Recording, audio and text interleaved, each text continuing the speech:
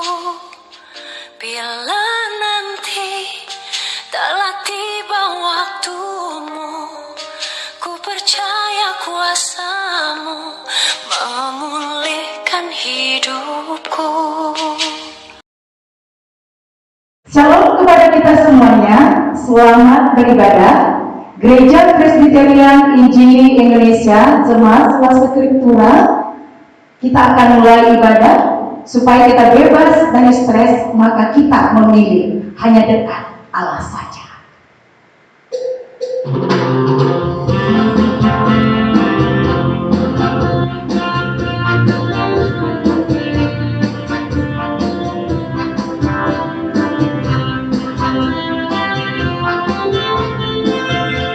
Hanya dekat Allah saja aku tenang, daripada dan keselamatanmu. Hanya Dia gunung batuku, hanya Dia kota bentengku. Aku tidak akan goyah selama-lamanya. Bapak, Ibu, dan saudaraku yang dikasihi oleh Tuhan, hanya dekat Allah hati kita tenang, sebab Dialah yang terindah dalam hidup kita. Dia perkasa dan hebat, yang melindungi anak-anak yang dipilihnya. Mari kita memuji Tuhan, Kau yang terindah di dalam hidupku.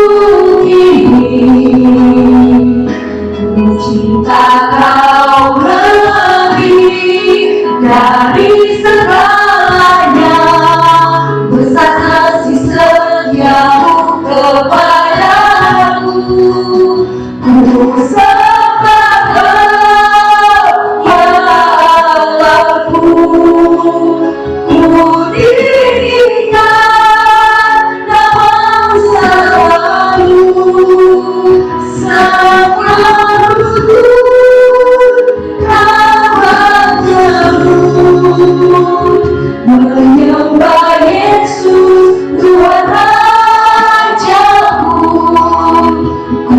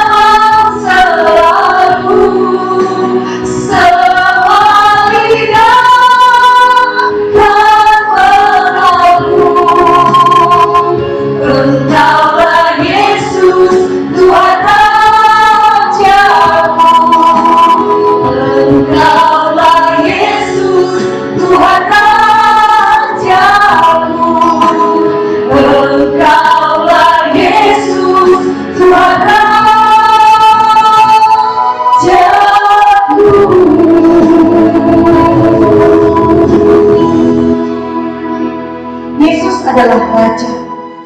Dialah kebenaran dan hidup bagi kita. Karena mari kita dengarkan firman Tuhan, bahwa firman itu hidup. Firman-Nya berkata, maka kita kuat.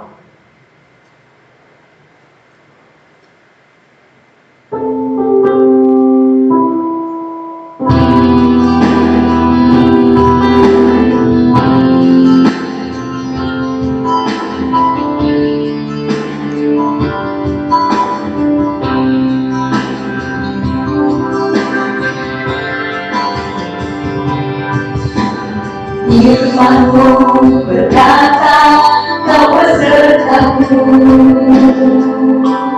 maka kuat roh dan jiwaku. Tangan-Mu Tuhan selalu kunantikan,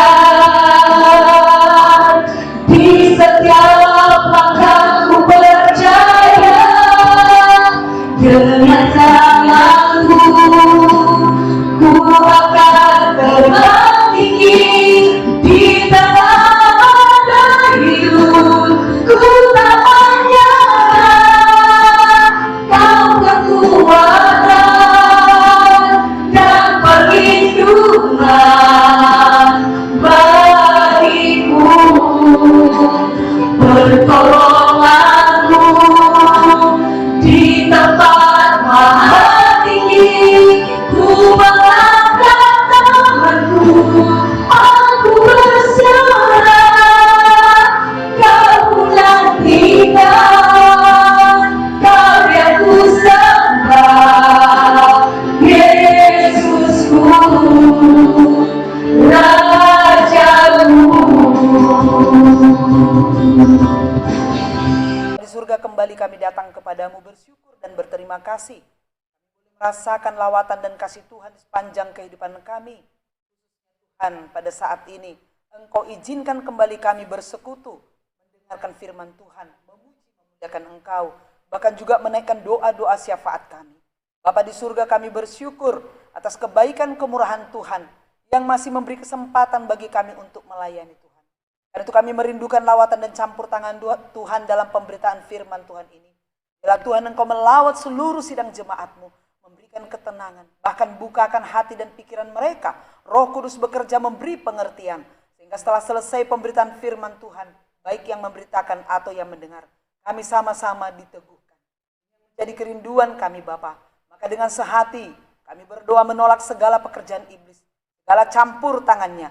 Kami tolak patahkan dalam nama Yesus Kristus. Biarlah kuasa Tuhan saja yang bekerja di tengah-tengah kami. Berfirmanlah Tuhan, pakailah hamba-Mu yang terbatas dan sederhana ini. Dalam nama Yesus Allah yang hidup, kami berdoa bersyukur kepadamu. Saudaraku yang dikasihi oleh Tuhan, hari ini kita mau belajar kembali dari kebenaran firman Tuhan. Bagaimana kita boleh bebas dari rasa stres? Saudara, apakah pernah mengalami situasi stres? Sebenarnya apa yang dimaksud dengan stres? Ada begitu banyak pendapat ataupun definisi. Tapi kita bisa melihat bahwa secara sederhana, bahwa stres ini adalah satu situasi ataupun keadaan kita yang mungkin tegang, gelisah, khawatir, cemas. Sebenarnya ini merupakan respon ataupun reaksi terhadap keadaan yang sedang kita hadapi. Bisa juga karena masalah ataupun persoalan hidup yang kita alami. Sebenarnya stres ini suatu keadaan yang alamiah karena semua manusia mengalami stres. Jangankan manusia, apalagi manusia yang memiliki pikiran, memiliki perasaan, keinginan, kemauan. Saudaraku yang dikasihi oleh Tuhan, yang menjadi persoalan adalah kalau rasa stres ini berkepanjangan, jikalau stres ini tidak diperhatikan atau tidak diseriusi, bisa berakibat hal yang buruk, seperti misalnya mendatangkan penyakit bagi orang-orang yang membiarkan stres ini berkepanjangan. Bisa itu menimbulkan sakit kepala, diabetes, dan lain sebagainya yang bisa kita lihat di sini. Tetapi bukan hanya itu. Kalau kita tidak serius atau menganggap remeh terhadap stres ini, maka bisa terjadi kondisi kita yang tidak bersemangat. Saudara-saudaraku yang dikasih oleh Tuhan, jangan remeh, jangan sepele dengan stres. Sebab akibat daripada stres ini kita bisa melihat dalam gambar ini, jadi malas, tidur saja kerjanya. Atau juga bisa menimbulkan penyakit. Bahkan yang lebih bahaya lagi, depresi. Bahkan bisa juga mengambil keputusan untuk bunuh diri. Sebab apa? Mereka mengalami situasi yang sangat berat, tapi tidak ada yang bisa menolong. Saudaraku yang dikasih oleh Tuhan, siapapun saudara saat ini, apapun keadaanmu, mungkin saudara sedang mengalami kondisi ini. Mungkin tidak separah yang kita pikirkan. Tetapi kalau ini berkepanjangan, bisa berakibat fatal. Oleh karena itu, mari kita datang kepada Tuhan. Sebab Allah sangat mengasihimu dan Dia peduli kepadamu. Saudaraku, Alkitab dapat menjawab kita. Mari kita membuka di dalam Filipi 4 ayat 4 sampai dengan 8. Saya akan bacakan bagi kita semua. Kalau ada yang boleh buka Alkitabnya, demikian firman Tuhan. Bersukacitalah senantiasa dalam Tuhan. Sekali lagi kukatakan, bersukacitalah. Hendaklah kebaikan hatimu diketahui semua orang. Tuhan sudah dekat. Janganlah hendaknya kamu khawatir tentang apapun juga. Tetapi nyatakanlah dalam segala hal keinginanmu kepada Allah. Dalam doa dan permohonan dengan ucapan syukur. Damai sejahtera Allah yang melampaui segala akal akan memelihara hati dan pikiranmu di dalam Kristus. Jadi akhirnya, saudara-saudara, semua yang benar, semua yang mulia, semua yang adil, semua yang suci, semua yang manis, semua yang sedap didengar, semua yang disebut kebajikan dan patut dipuji, pikirkanlah semuanya itu. Dan apa yang telah kamu pelajari, dan apa yang telah kamu terima, dan apa yang telah kamu dengar, dan apa yang telah kamu lihat padaku, lakukanlah itu. Maka Allah sumber damai sejahtera akan menyertai. Bacaan firman Tuhan. Berkatilah kita yang mendengar serta melakukannya. Saudaraku, siapa yang menulis kitab ini? Kita kembali sedikit kepada latar belakangnya. Bahwa yang menulis kitab Filipi ini adalah Rasul Paulus. Dan pada saat itu dia berada di dalam penjara. Ini sekitar tahun 60 dan 60 ataupun 62 Masehi.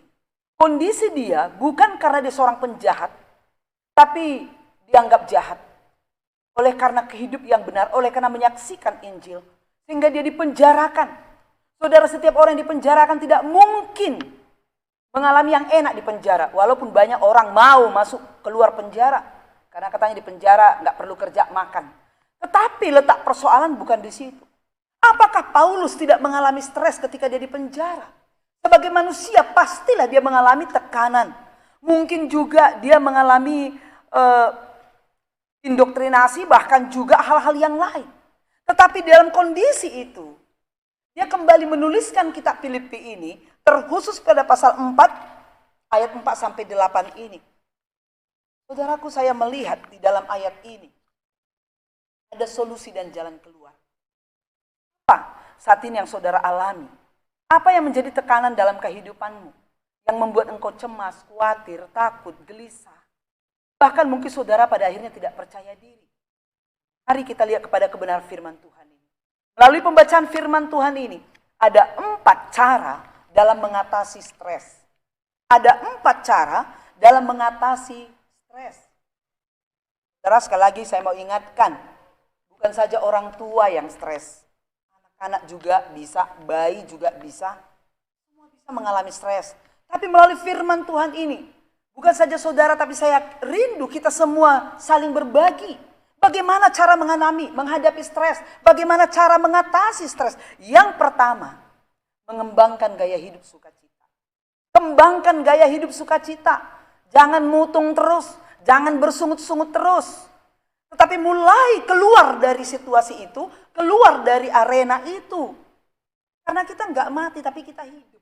Artinya hidup punya kemampuan untuk meninggalkan cara hidup yang lama. Karena ada kuasa Roh Tuhan. Maka kembangkanlah gaya hidup seperti firman Tuhan berkata. Bersukacitalah senantiasa di dalam Tuhan. Sekali lagi kukatakan bersukacitalah. Rasul Paulus menekankan, merupakan satu perintah, bersukacitalah senantiasa. Jadi nggak boleh sekali-sekali. Bersukacitalah senantiasa di dalam Tuhan. Sekali lagi kukatakan bersukacitalah. Saudaraku yang dikasih oleh Tuhan, mungkin kita berpikir, bagaimana caranya aku bersukacita? Kondisiku seperti ini, suamiku berselingkuh, istriku menjadi pelakor, apalagi ya yang sering membuat kita kadang-kadang heran melihat situasi ini. Suami yang selalu berjudi, suami yang selalu karaokean, atau anak-anak yang mulai kerjanya selfie-selfie atau HP terus. Kerja nggak mau, tidur terus. Bisa jadi kita akhirnya mengalami hal-hal yang seperti ini. Tapi kembali saudara, bagaimana caranya bersukacita ataupun mengembangkan gaya hidup sukacita? Mari kita kembali ke Alkitab. Kalau dokter mungkin bisa berkata, saudara boleh disuntik, saudara disuruh jalan-jalan, nonton, dan lain sebagainya. Bahkan ada yang main TikTok, katanya mengatasi stres, kejenuhan, it's okay. Semuanya bisa baik.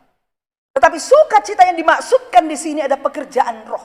Hasil daripada kerjasama kita dengan Roh Kudus, sehingga muncul sukacita yang sejati, sukacita yang daripada Tuhan. Oleh karena itu, saudara, bagaimana caranya memiliki sukacita ini? Yang pertama, mari kita belajar bersyukur. Bersyukur karena keselamatan yang diberikan Tuhan. Dapat dalam 1 Petrus 1 ayat 3 sampai dengan 6. Apa yang dituliskan di sini? Terpujilah Allah dan Bapa Tuhan kita Yesus Kristus yang karena rahmat-Nya yang besar telah melahirkan kita kembali oleh kebangkitan Yesus Kristus dari antara orang mati. Yang kita lihat di sini, Tuhan itu dikatakan terpujilah Tuhan, ada sukacita sebenarnya, memuji Tuhan, ada sukacita yang besar dalam hati ini karena keselamatan yang sudah diberikan. Semua manusia ditetapkan mati satu kali, setelah itu dihakimi. Dosa dalam maut. Semua manusia sudah berdosa. Tetapi kepada orang yang percaya, Yesus berkata, siapa yang percaya kepadaku, kuberikan hidup kekal. Hangoluon. Diberikan hidup yang kekal, surga. Ini satu sukacita, saudara. Karena pada akhirnya, apapun kondisi kita pasti mati. Gak ada manusia yang hidup ribuan tahun. Setelah mati kemana? Ada dua. Surga atau neraka. Apakah kita ke surga atau ke neraka? Ke surga bukan karena usaha dan perbuatan baik. Tapi Yesus berkata hanya oleh anugerah. Oleh karena itu kita perlu bersukacita. Kita perlu mensyukuri. Ketika kita bisa melihat konteks ini. Bahwa Yesus sudah mati bagiku, hidup kekal diberikan kepadaku. Dan ada pengharapan di surga.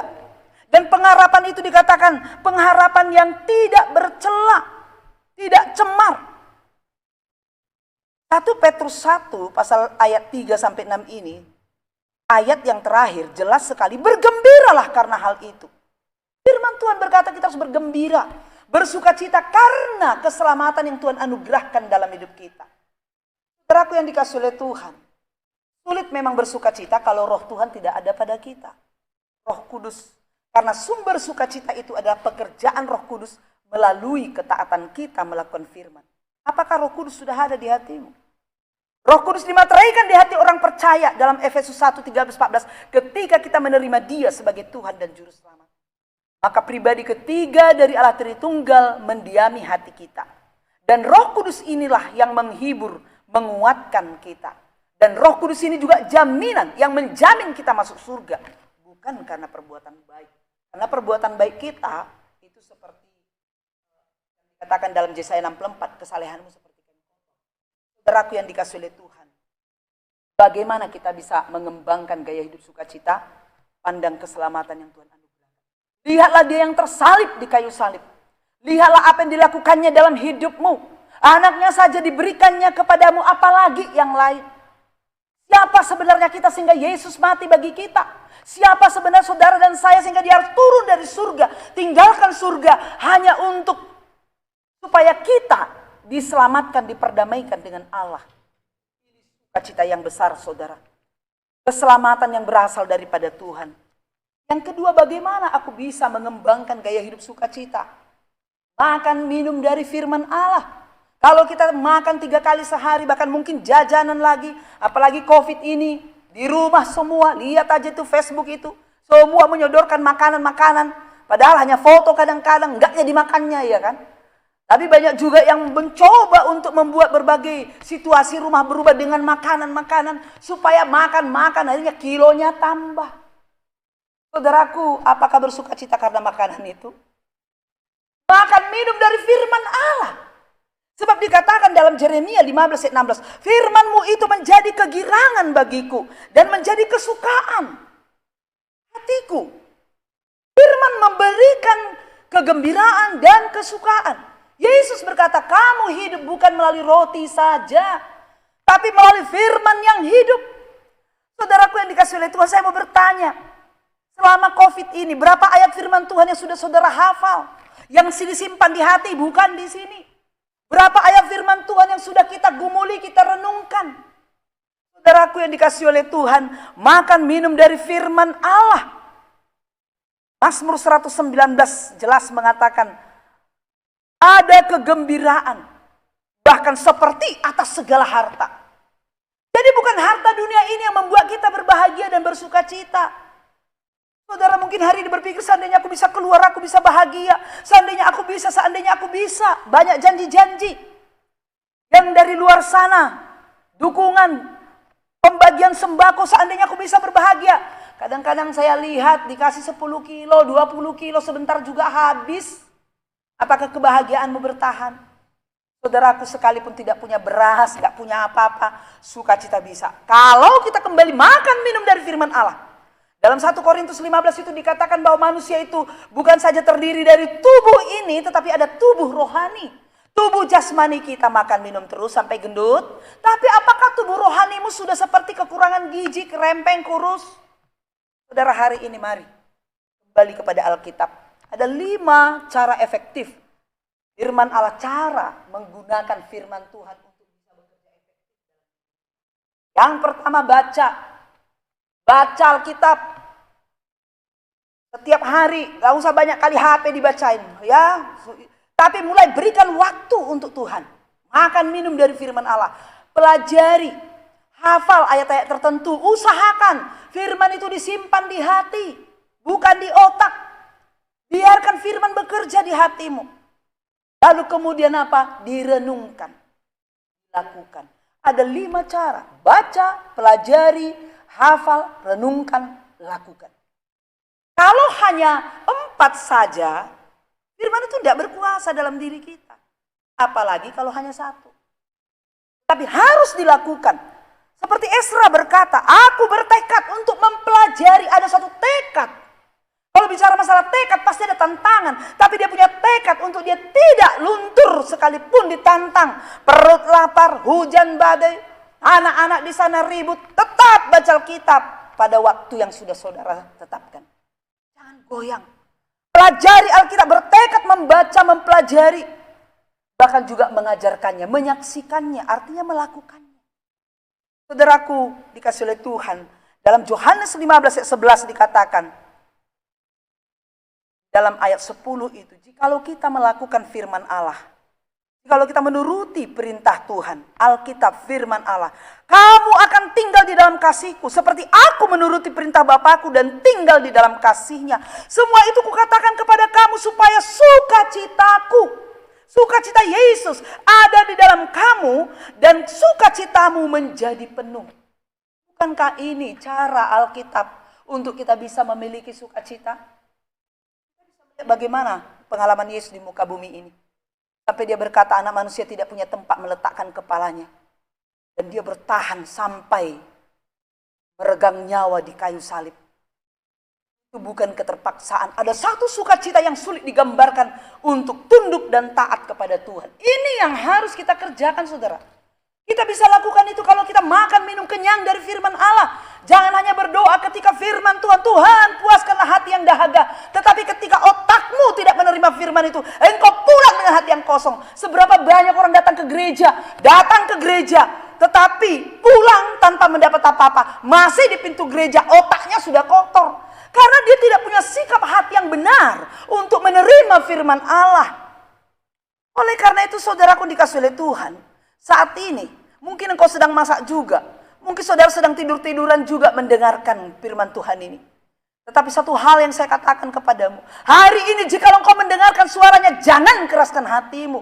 Berbaliklah dan bertobatlah. Sebab Tuhan tidak menginginkan kita hidup di dalam duka. Dia tidak menginginkan kita hidup stres. Maka dia katakan bersukacitalah. Sekali lagi ku katakan bersukacita. Tapi sumbernya itu firman Tuhan yang hidup. Saudaraku yang dikasihi oleh Tuhan. Yang ketiga, bagaimana kita bisa mengembangkan gaya hidup sukacita? Utamakan Kristus. Siapa yang terutama dalam hidup kita? Suami, istri, anak. Para manusia itu benar. Tapi satu hal yang perlu kita ingat. Bahwa dari semua itu kita jadikan Yesus yang terutama. Kristus yang terutama di dalam hidupku. Yesus yang terutama dalam hidup kita. Mengapa saudaraku yang dikasih? Karena dia sudah membuat engkau yang utama juga. Bukankah dia berkata bahwa kita ini biji matanya? Bukankah dia berkata bahwa kita ini anak yang dikasihinya? Sehingga dia turun dari surganya mati bagi kita. Saudaraku yang dikasihi oleh Tuhan. Mengutamakan Kristus melalui hubungan pribadi dengan Tuhan. Sebagai seorang Kristen, kita diinginkan Allah memiliki relasi yang hidup dengan dia. Orang Kristen disebut anak-anak Tuhan. Dalam Yohanes 1:12 ketika percaya, jadikan anak Allah, diberi kuasa menjadi anak Allah. Sebagai anak tentu Bapa rindu bersekutu dengan anaknya. Oleh karena itu saudaraku yang dikasihi oleh Tuhan, kita harus memberikan yang prioritas waktu kepada Tuhan. Saya bersyukur untuk COVID ini. Bisa kita banyak bersekutu dengan Tuhan. Coba saudara, berapa lama waktu yang kau berikan bagi Tuhan? Jadikan Tuhan yang terutama dalam hidupmu. Berapa lama kalian berdoa? Jangan-jangan pagi begitu bangun langsung Facebook yang dipegang. WA ya, kabar-kabar dan lain sebagainya. Tahukah kita hari ini belum menyentuh apapun suara Tuhan?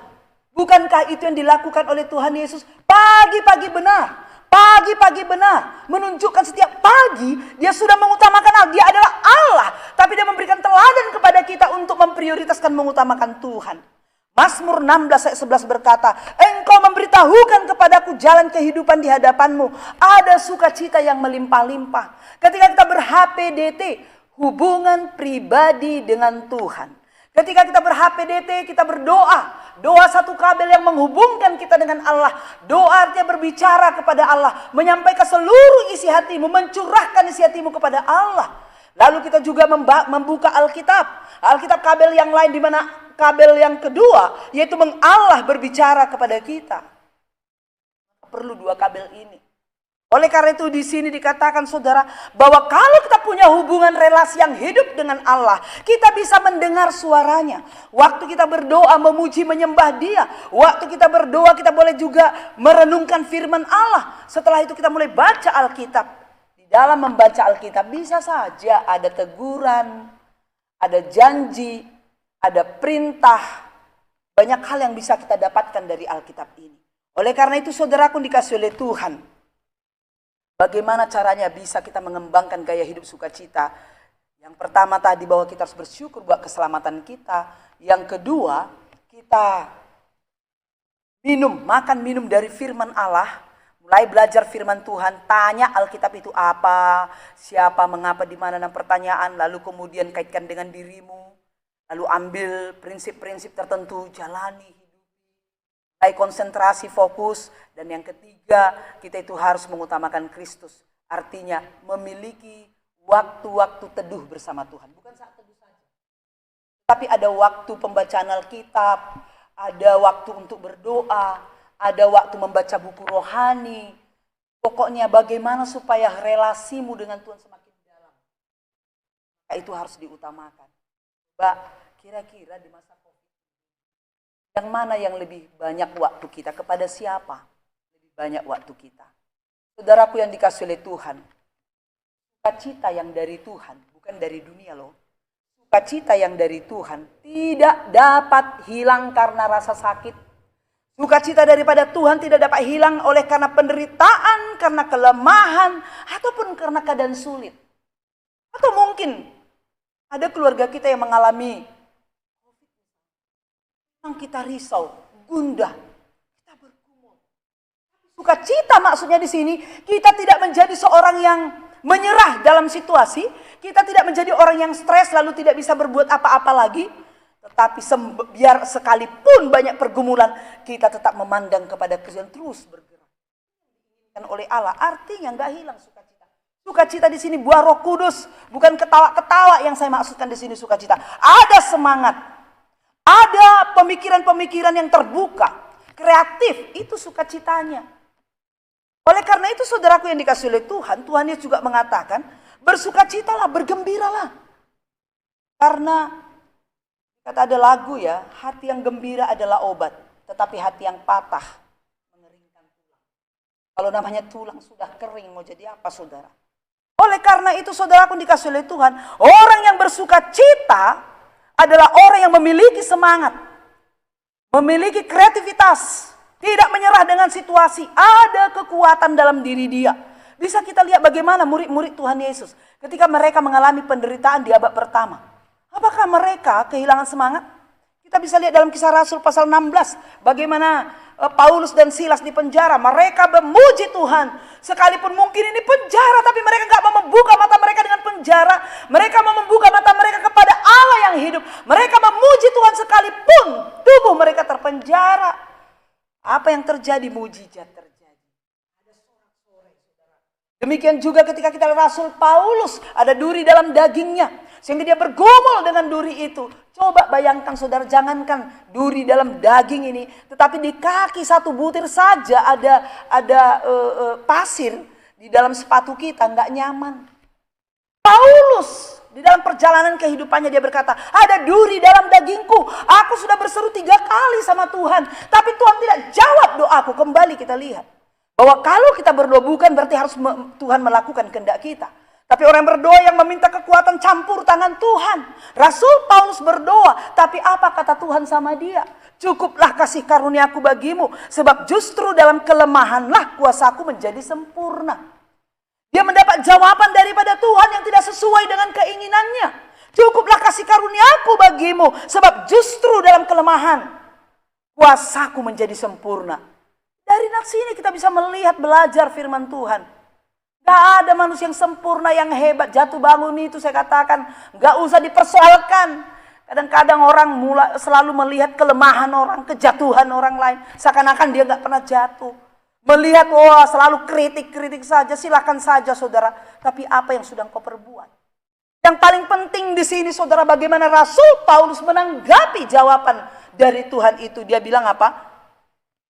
Setelah dia mendapat jawaban Tuhan, dia bilang, sebab itu, ini sukacita. Sebab itu terlebih suka aku bermegah dalam kelemahanku. Bukan berarti dia mempertahankan kelemahannya. Dia menerima dengan hati yang terbuka apapun yang dialaminya seizin Tuhan. Terlebih suka aku bermegah dalam kelemahanku supaya kuasa Kristus turun menaungi aku. Saudaraku yang dikasihi oleh Tuhan, sukacita sejati tidak terkondisi. Tapi sukacita itulah yang mengkondisi kita. Inilah sukacita yang diminta oleh Rasul Paulus. Ketika dia berkata, bersukacitalah. Sekali lagi aku katakan bersukacitalah. Sukacita yang seperti inilah yang diinginkan oleh Rasul Paulus yang tidak terkondisi. Tetapi dia mempengaruhi dunia ini. Lihat Paulus, bagaimana dia dipenjara. Tetapi hatinya, pikirannya, jiwanya tidak terpenjara. Dia ditekan tapi tidak jatuh sampai tergeletak. Sebab dia memandang kepada rencana dan program Allah. Tugas yang diberikan Tuhan bagi dia. Sehingga dia justru menasihati orang yang tidak terpenjara. Tetapi terpenjara oleh karena kebodohan. Oleh karena nggak datang sama Tuhan. Oleh karena dosa. Cara mengatasi stres. Menurut kitab Filipi yang kedua. Tadi berbicara masalah sukacita. Yang kedua ini adalah berbuat baik bagi semua orang. Pasal 4 ayat 5. Hendaklah kebaikan hatimu diketahui semua orang, Tuhan sudah dekat. Cara mengatasi stres, depresi kita ini berbuat baiklah. Ya, jangan berantem terus, berbuat baik saja. Sama siapa berbuat baik? Kepada semua orang. Tidak dibatasi oleh suku, ras, dan agama. Semua orang yang namanya manusia. Mari berbuat baik semuanya. Jangan kita berpikir berbuat baik. Oh, aku berbuat baik sama dia supaya dia berbuat baik sama aku. Bukan. Tetapi motivasi kita berbuat baik di sini, Tuhan sudah dekat. Apakah ini berbicara tentang kedatangan Kristus kedua kali? Ataukah ini berbicara tentang kehadiran Kristus dalam diri kita? Tetapi yang jelas saudaraku dikasih oleh Tuhan, motivasi kita berbuat baik adalah untuk kemuliaan Tuhan. Karena memang itu perintah Tuhan. Supaya nama Tuhan ditinggikan. Supaya dunia tahu bahwa engkau adalah murid Kristus. Di dalam dirimu adalah Kristus. Ketika kita membagikan sembako, nggak harus tahu dunia ini. Nggak harus diharga-hargai lah. Kadang-kadang ada pengumuman-pengumuman persembahan di gereja, kalau salah sedikit aja namanya marah. Berarti engkau mempersembahkan bukan ke Tuhan. Saudaraku yang dikasih oleh Tuhan, katakan hendaklah kebaikan hatimu diketahui semua orang. Tuhan sudah dekat. Kebaikan hati menunjuk kepada kesediaan untuk mendengarkan alasan. Itu juga bicara kebaikan hati. Kesediaan untuk tidak membalas kejahatan. Jangan membalas kejahatan dengan kejahatan. Pembalasan hanya miliknya Tuhan. Ketika kita sudah membalas, Tuhan katakan ya sudah. Tapi ketika engkau berdoa untuk orang yang tidak kau sukai, yang membuat engkau stres. Ketika engkau mendoakan dia, menggumuli dia, menunjukkan kasihmu kepada dia, berbuat baik kepada dia, maka Allah berkenan kepadamu dan mungkin dia akan menyatakan diri kepadamu. Saudara, bisa kita ingat, bukan perempuan ya, tetapi orang Samaria yang murah hati. Saudaraku, ketika orang Samaria melewati, ini ada 3 penyamun ya, ada penyamun yang merampok orang yang baru turun dari Jericho. Lalu yang kita lihat di situ ada 3 yang melewati dia. Ada itu orang Lewi, ada imam-imam, dan ada orang Samaria. Kita tahu bahwa orang Samaria ini adalah orang yang tidak boleh bergaul dengan orang Yahudi ataupun orang Israel, karena mereka dianggap najis karena kawin campur dengan orang yang tidak seiman. Tapi dalam konteks ini kita lihat yang dirampok ini adalah orang yang turun dari Jericho, kemungkinan itu orang Yahudi. Padahal yang lewat itu siapa? Orang-orang Lewi. Siapa imam-imam itu? Mereka adalah orang-orang Israel yang tahu firman Allah. Tapi mereka tidak mau menolong. Orang Samaria ini, dia memiliki hati yang baik. Dia berbuat baik bagi semua orang. Tidak peduli siapa, tetapi orang yang membutuhkan pertolongan, dia cepat sekali menolongnya, lalu mengobatinya, membawanya ke penginapan, lalu membayar uang penginapan. Besoknya dia datang lagi mengecek tuntas, saudara. Itu berbuat baik. Dia tidak membutuhkan penghargaan manusia, dia tidak membutuhkan dibalas dengan kebaikannya itu. Tapi dia melakukannya oleh karena apa? Karena dia orang yang mengenal Tuhan dengan baik. Sehingga dia berbuat itu hanya untuk kemuliaan Tuhan. Kebaikan hati bagian atau buah daripada Roh Kudus. Motivasi berbuat baik kita, mari kita lakukan hanya untuk Tuhan. Ini cara mengatasi stres. Berbuat baik saja. Gak usah berbantah-bantah. Karena itu berbicara masalah hati yang terjaga. Ketika kita mulai memakai otak kita ini gak tunduk pada firman Tuhan ini, maka banyak racun yang masuk ke dalam hati. Saudaraku yang dikasih oleh Tuhan. Yang ketiga, bagaimana cara mengatasi stres ataupun persoalan yang sedang kita alami? Bagaimana caranya? Berdoa. Kita bilang, aku udah sering berdoa. Biasa-biasa saja. Tidak ada perubahan. Bukan seperti gigit cabai, saudara. Tetapi berdoa artinya menyampaikan seluruh isi hati kita kepada Tuhan. Seperti dikatakan dalam ayat 6 dan 7. Janganlah hendaknya kamu khawatir tentang apapun juga. Itu ada satu larangan, jangan. Berarti nggak boleh. Kenapa? Karena khawatir artinya kurang percaya. Kalau kurang percaya kepada Tuhan berarti dosa. Jangan kamu khawatir tentang apapun juga termasuk COVID. Jangan kamu khawatir tentang apapun juga termasuk COVID. Apa saudara? Karena ada solusi dikasih di sini. Tetapi, ini kontras. Nyatakanlah dalam segala hal keinginanmu kepada Allah dalam doa dan permohonan dengan ucapan syukur. Ada Tuhan sediakan sarana untuk kita boleh curhat. Untuk kita boleh mengungkapkan seluruh isi hati kita kepada Tuhan, yaitu doa. Saudaraku yang dikasih oleh Tuhan, doa berkomunikasi dengan Tuhan. Tapi bagaimana cara berdoa?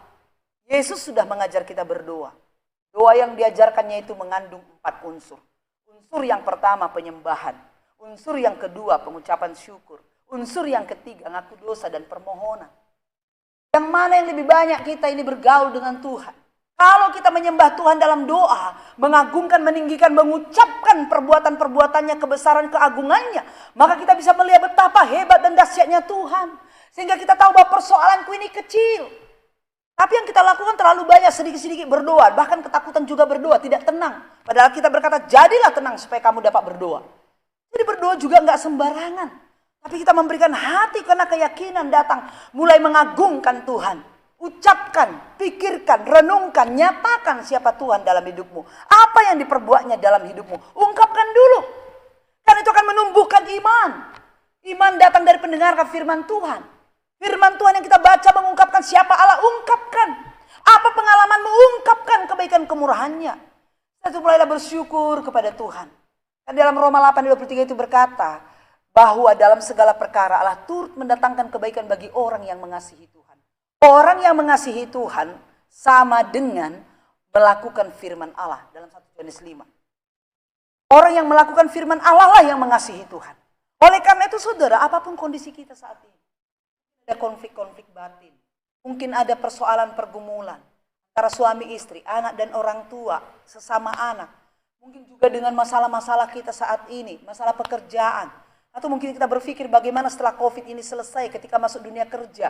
Kita memulai lagi dari nol. Kita mulai lagi belajar bersosialisasi dengan banyak hal. Kadang-kadang kebiasaan terkurung di rumah sudah menjadi budaya kita. Sehingga begitu keluar bisa kaget. Bahkan mungkin suasana COVID ini sudah mengindoktrinasi kita. Sehingga di mana-mana sudah takut nyalam orang lain. Kemungkinan bisa hal itu. Tapi saudaraku mulai saat ini berdoa. Berdoa hanya mau makan, mau tidur. Berdoa itu artinya menjalin komunikasi dengan Tuhan. Nyatakanlah dalam segala hal permohonan. Ucapkan apa aja. Bagi pemuda-pemudi yang juga mungkin masalah studi, masalah ujian, bagi anak kami SMA yang mau lulus, mau kemana. Berdoa. Berdoa artinya menarik kuasa Allah. Minta Tuhan turut campur tangan. Tapi kita, sebagaimana Yesus katakan, berdoalah dalam roh dan kebenaran.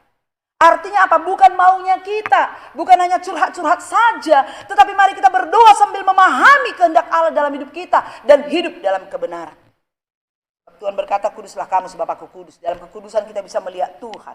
Dosa penghalang bagi berkat Allah. Dosa membuat kita rusak hubungan dengan Tuhan. Kalau keselamatan tidak terganggu, saudara tidak bisa hilang. Tetapi komunikasi, hubungan, pendengaran kita akan suara Tuhan, pemahaman-pemahaman, pengertian akan Tuhan bisa terhambat karena dosa. Karena itu saudaraku yang dikasihi oleh Tuhan, berdoa salah satu solusi. Banyak istilah mengatakan doa itu denyut jantung, doa itu nafas kehidupan. Coba kalau kita berhenti bernapas, artinya apa? Jantungnya berhenti berdenyut, mati. Maka doa itu vital bagi kita untuk kita boleh pelihara dalam hidup kita. Berdoa dalam segala hal. Berikan waktu berdoa, tapi juga dalam kehidupan sehari-hari seperti nafas. Panggil nama Yesus dalam segala kondisi keadaanmu. Dalam ketakutanmu, dalam kegelisahan. Panggil nama Yesus yang berkuasa itu. Gak usah teriak-teriak, maksud saya dalam hati. Yesus tolong saya. Ketika engkau takut dengan situasi ataupun dengan kuasa-kuasa kegelapan. Di dalam Yesus ada kuasa, di dalam Yesus ada kemenangan, ada kelepasan dan kemerdekaan. Saudaraku yang dikasihi oleh Tuhan. Ketika kita berdoa dikatakan sesuai dengan kehendak Allah, maka damai sejahtera Allah yang melampaui segala akal dan akan memelihara hati dan pemikiranmu dalam Kristus. Bukan dengan cara kita. Kita ikuti cara Tuhan, perintahnya, maka Tuhan sendiri akan melakukan caranya. Maka sering sekali kita nggak memahami cara-caranya Tuhan. Terlalu besar dan terlalu ajaib. Dapat memberikan jawaban dan solusi bagi kita. Sekali lagi saudaraku yang dikasihi oleh Tuhan, khawatir bukan karakteristik orang percaya. Saudaraku yang dikasihi oleh Tuhan, bagaimana cara mengatasi stres? Yang keempat, memiliki pikiran yang positif. Jadi akhirnya saudara-saudara, semua yang benar, semua yang mulia, semua yang adil, semua yang suci, semua yang manis, semua yang sedap didengar, semua yang disebut kebajikan dan patut dipuji, pikirkanlah semua itu. Ini berbicara masalah pikiran. Seluruh hidup kita ini dikendalikan oleh pikiran. Apa yang kita dengar diolah dalam pikiran. Apa yang kita lihat diolah dalam pikiran. Kalau nggak ada filter, maka disitulah kita akan menjadi kacau. Oleh karena itu saudara diberikan solusi bagi kita. Supaya dalam mendengar, melihat apapun itu, maka kita mari memiliki pikiran yang positif. Karena dikata jadi akhirnya dari semua itu, intinya apa? Berpikir positif. Semua, kata semua di sini, sejauh itu berbicara soal kebenaran, sejauh itu tidak bertentangan dengan dengan firman Allah, apapun yang kita pikirkan, pikirkan. Sejauh tidak bertentangan dengan firman Allah. Karena firman Allah ini adalah pendeteksinya, alatnya. Untuk kita terpelihara dari pikiran yang positif. Karena begitu banyak juga ajaran-ajaran di dunia ini yang sepertinya positif. Tetapi saudara, apakah sesuai dengan firman Allah? Kadang-kadang kita sudah sugesti diri. Tuhan tidak mau hal-hal yang tersembunyi. Dia mau kita sungguh-sungguh datang kepada Dia. Dan apa yang telah kamu pelajari, dan apa yang telah kamu terima, dan apa yang telah kamu dengar, dan apa yang telah kamu lihat padaku, kata Rasul Paulus. Berarti kita boleh melihat apa yang dikerjakannya selama dia berada di muka bumi ini. Bagaimana dia menyelesaikan tugas kepercayaan diberikan Tuhan bagi dia. Bagaimana dia mengatasi, menghadapi berbagai tantangan hidup dalam hidupnya. Apa yang telah kita pelajari dari kehidupan dia. Hampir 2/3 dari perjanjian baru Rasul Paulus dipakai Tuhan untuk menulis. Pengalaman-pengalaman hidup. Bagaimana Tuhan bekerja dalam kehidupannya. Dia nyatakan semuanya. Bukan berarti dia tidak punya penderitaan dan tantangan. Tetapi bagaimana dia boleh tetap bertahan dan bangkit, saudaraku dikasih oleh Tuhan. Maka dikatakannya lakukanlah semua itu. Lakukanlah semuanya itu.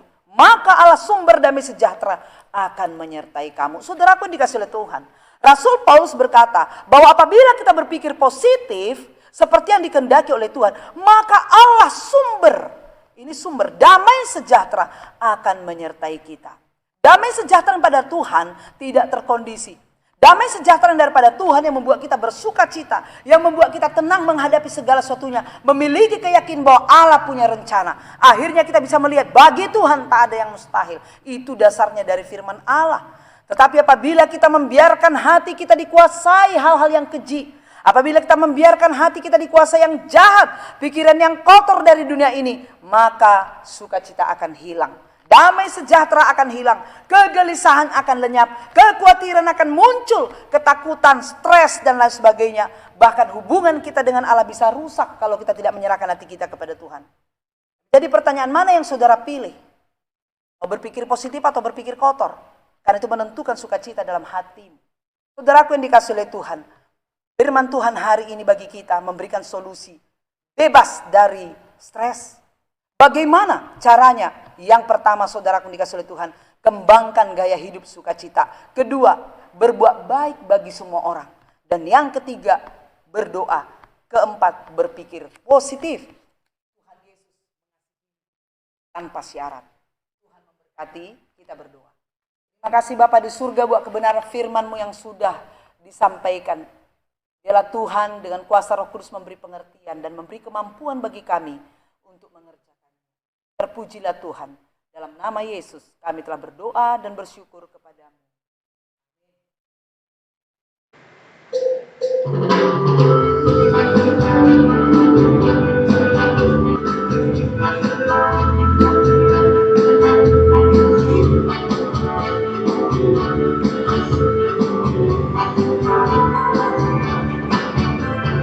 Jangan beban yang berat di dalam Tuhan, gunung yang sangat tinggi di hadapannya,